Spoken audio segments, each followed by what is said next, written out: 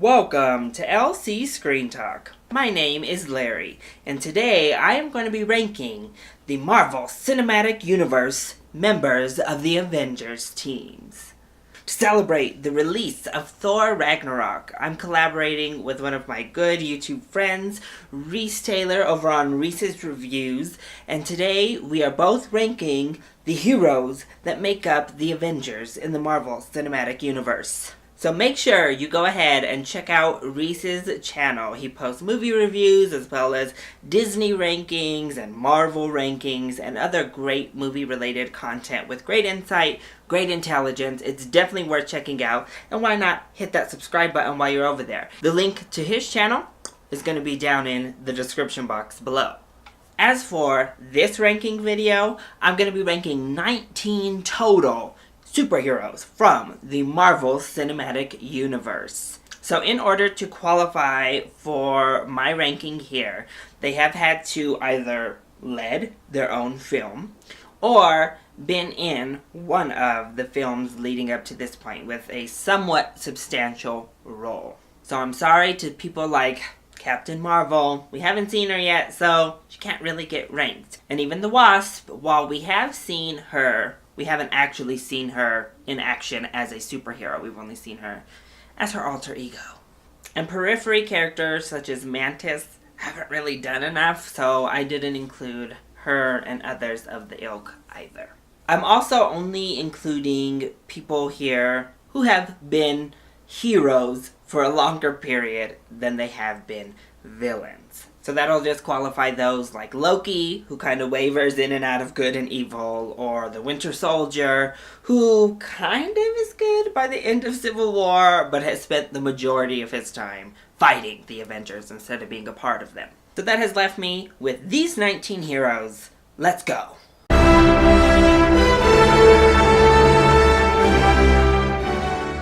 Good old Rhodey, War Machine himself. He is kind of one of those characters that's just there. I enjoy his presence well enough, and I certainly didn't want to see him get killed in Captain America Civil War, but he really has no defining traits. He is just straight and narrow, law-abiding, go USA. And his powers are basically second-rate Iron Man, so there's nothing here to really endear me to Rhodey. War Machine isn't really an integral part of any of the Avengers, other than being Tony's good friend, so that's why he's ranked last.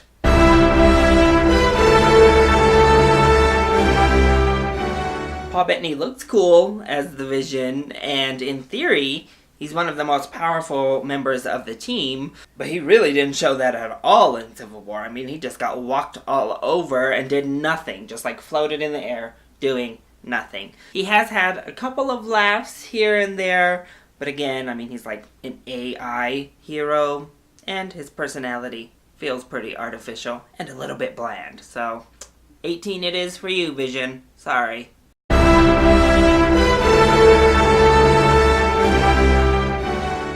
Drax has definitely had fun and funny moments in his two films with the Guardians of the Galaxy.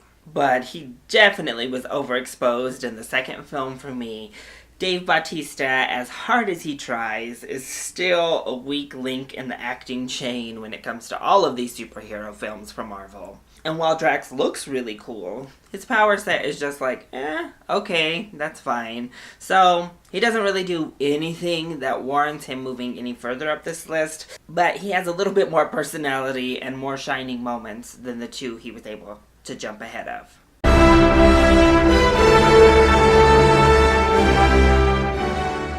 Doctor Strange has a really cool power set, and it's visually stunning to behold. So, on a power level, Doctor Strange is probably a lot further up on this list for me.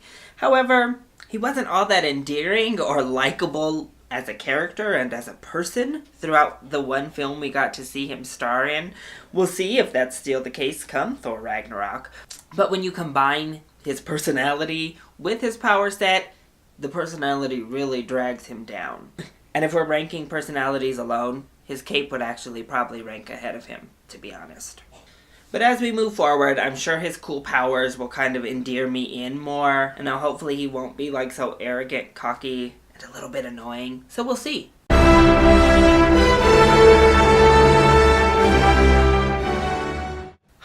is one that I know a lot of people really connect to and they do really love, but what really does Hawkeye do? He doesn't really have powers himself, so his aiming ability and having different types of arrows is cool and fine, but obviously once we get into like big, crazy battles that we've seen the Avengers get involved in, Hawkeye is kind of relegated to the side because he's just a normal human who will get killed.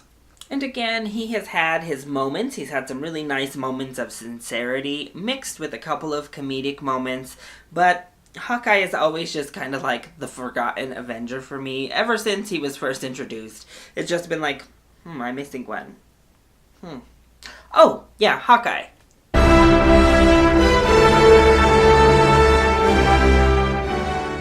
To be honest, I wish I could put Gamora higher on this list, because she's supposed to be like the deadliest assassin in the entire universe. She's supposed to be a complete badass. Unfortunately, the movies have nearly stripped her of all of that. She's a good assassin, she's a good fighter, but nothing all that spectacular, honestly. I think her design is really cool, but then you mix it with a pretty flat, one-note personality, and this really shoehorned in romance with Peter Quill. It all just kind of like bogs Gamora as a character down too much. We'll see if she gets anything else to do moving forward, but as of now, she's just kind of there too.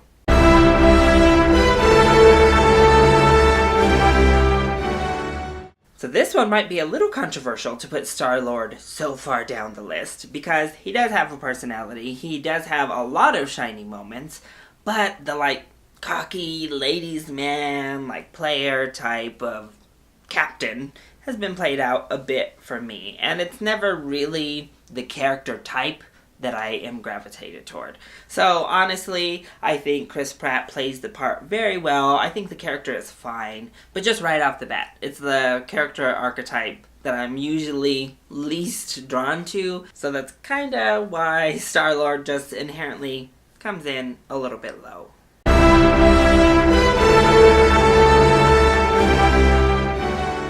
I will admit, AntMan was way cooler than I ever thought it was gonna be. I really was like, oh my, Marvel, we're jumping the shark early here, huh?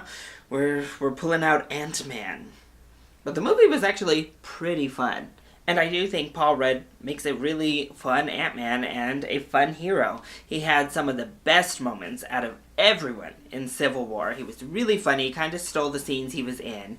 And his movie was fun enough, although kind of like middle of the pack for me. He has a lot of powers. He can do a lot with the technology he is given, and I'm really excited to see him with the Wasp. But for now, I think he's funny, he's fun, he's likable, but nothing overall special.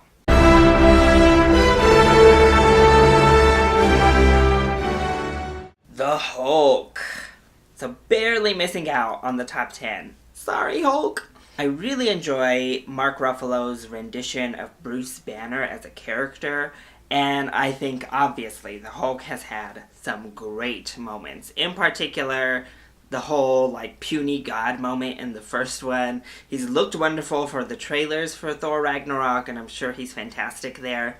But there's always going to be kind of that certain level of disconnect when it comes to the Hulk as the Incredible Hulk, because he doesn't really think, he shows signs of thinking in this upcoming film, but he's just like a rage monster. He's indestructible, he's all-powerful, and those type of heroes don't usually do it for me all that much, so the Hulk makes for a lot of fun moments, but as a character, he doesn't grow all that much. Plus, that storyline with Black Widow I thought was completely unnecessary.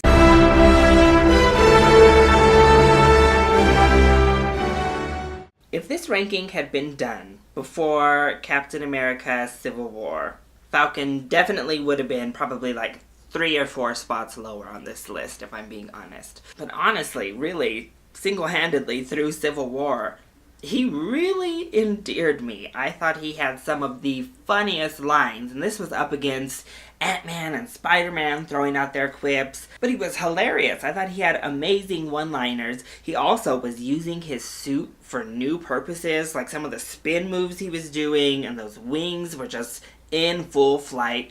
I thought he was awesome in Civil War, and I have a newfound appreciation for Falcon as a character and as a contribution to the Avengers team. Way to go, Falcon! You have now broken my top 10 favorite MCU heroes.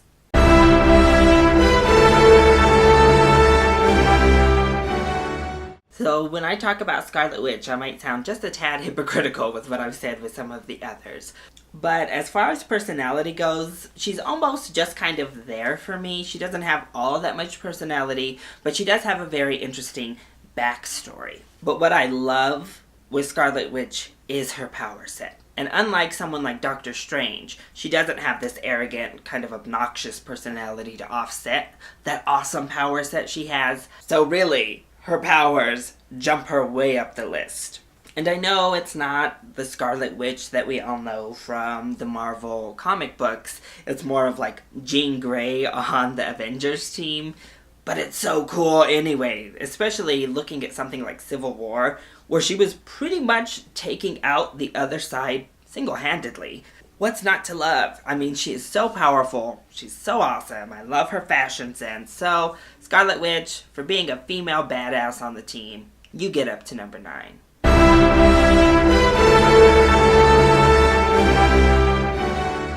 I love Rocket Raccoon. And the only reason he's down at number 8 for me is because I thought his whole storyline in Guardians of the Galaxy Volume 2 made him a little bit less likable, which is a shame because he was so amazing in that first Guardians of the Galaxy. But regardless, it only knocked him down a little bit after the second film because he's so funny. He has an amazing backstory that we've been teased is going to be delved into a little bit further. But even just the small hint we got in the first Guardians film was so good. He's voiced brilliantly by Bradley Cooper. He's animated wonderfully.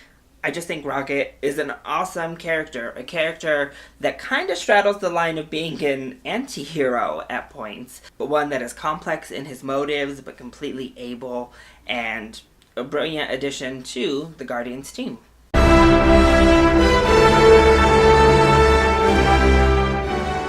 SpiderMan, played by Tom Holland, all the way up at number 7. And this is coming from somebody that thought Spider-Man Homecoming got a little bit of extra hype. I still think Spider-Man and Tom Holland as Peter Parker are fantastic, and they were wonderful in the film itself. He stole the show in every single scene he was in when it came to Civil War, and then, given his own film, he was still just so likable and so wonderful. It's nice to see him, graduate into his power set a little bit and graduate into his status as a superhero. I mean, really, what is not to like about the Tom Holland portrayal of Spider-Man?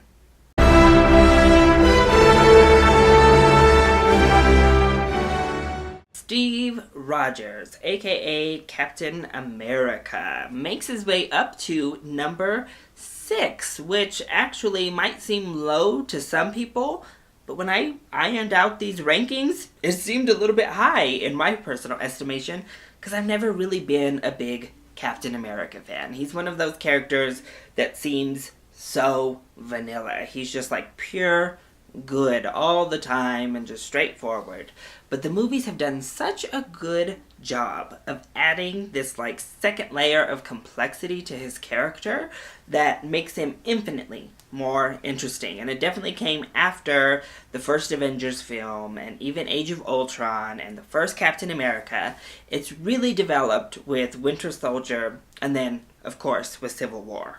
And while I completely am on Team Iron Man when it comes to the whole personal matters that took place in Civil War, when it came down to the political and ideological debate happening, I was definitely on Captain America's side. I mean, plus, just getting to look at Chris Evans kind of lifts you up a little bit over some of these other folks on the list. Just naturally. But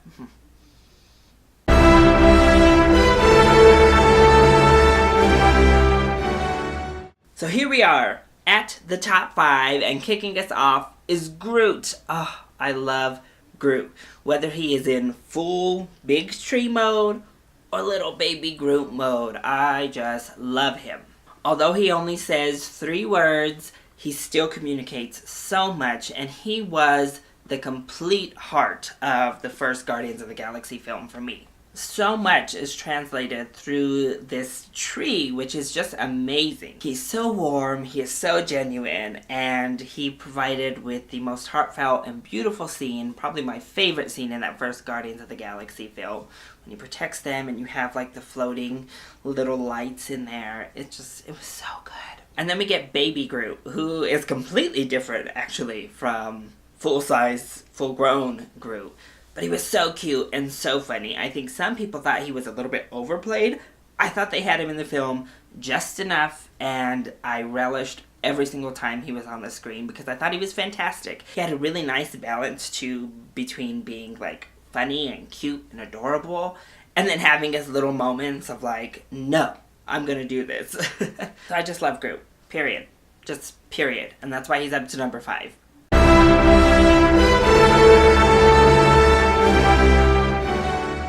Our long-standing female on the Avengers team, Black Widow. So Black Widow, a lot like Hawkeye, doesn't actually have like superpowers in the Marvel Cinematic Universe. She's just a super spy who's really good with a gun and really good in close combat skills. But her backstory is so intriguing. She has such a colorful and layered background that it automatically kind of makes her a more complex character than a lot of the other characters in the MCU.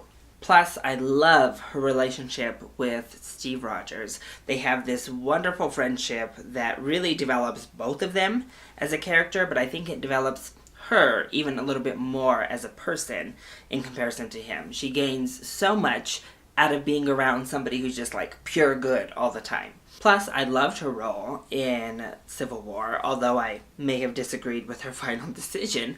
I think she played it how she would play it. When it comes to hand-to-hand combat, she has probably the best action scenes out of any of the Avengers, and I love Black Widow. She's used to great effect in the role she has. She's not overused, she's not overexposed, and she kicks butt every time she's on screen, so.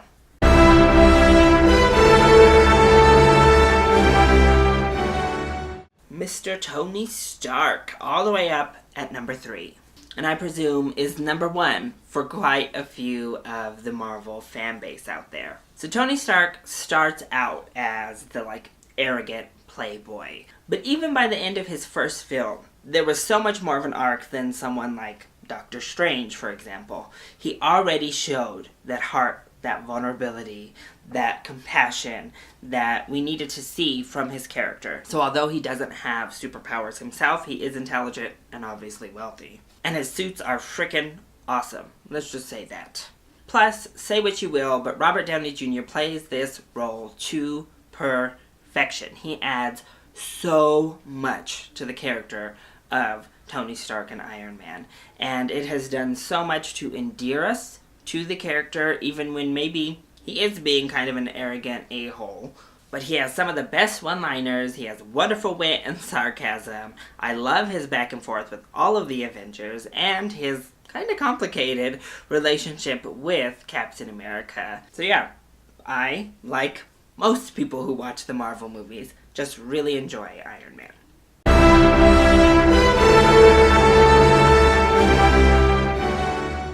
This may come as a shock to many people that Black Panther is all the way up at number 2 for me after just one appearance. And I'm gonna be honest, my love for the character of Black Panther from the comic books and from all of the other Marvel material I've consumed may seep into this ranking a bit. Because I love the character of Black Panther, and I was so excited they were introducing him into the MCU. And he was amazing in Civil War. He was like one of the highlights of the entire film for me. He stole the show, actually. His suit, his armor is awesome. And I really just enjoyed Chadwick Boseman's persona of this king who is also a superhero. Plus, I mean, have you seen that freaking trailer for Black Panther coming up? Yeah, that trailer also factored into this ranking, and I'm sold. I am all in. I just have so much respect and love for the character of Black Panther that I am so happy Marvel seems to get it. They seem to get who T'Challa is, they seem to get what he's about, and it's amazing for me as a Black Panther fan to see him brought to the big screen so well.